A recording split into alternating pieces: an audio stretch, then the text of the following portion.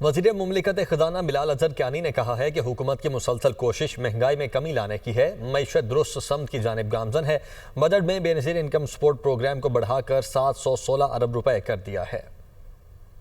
رکھنا تھا اس موجودہ سال میں کہ معاشی استحکام بھی آئے، زر مبادلہ کے ذخائر بھی بڑھیں، معیشت میں تھوڑی ایکٹیویٹی بھی واپس آئے، پالیسی ریٹ بھی کم ہو،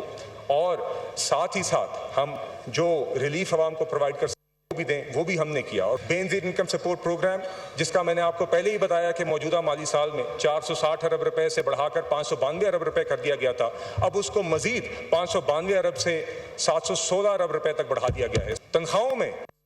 آپ نے دیکھا کہ 10% اضافہ کیا گیا ہے، جس میں بنیادی طور پر یہ سرکاری ملازمین کی تنخواہیں ہیں، اور اس میں زیادہ تر لوگ 1 سے 16 گریڈ میں ہوتے ہیں۔ 5 کروڑ سے اوپر کے کسی سیلز ٹیکس فراڈ کا الزام تو 2-3 سیف گارڈز ہو گئے۔ انکوائری کی سٹیج پر کوئی گرفتاری ممکن نہیں ہوگی، انویسٹیگیشن کی سٹیج پر 5 کروڑ سے اوپر کے سیلز ٹیکس کے فراڈ کے الزام پر، وہ بھی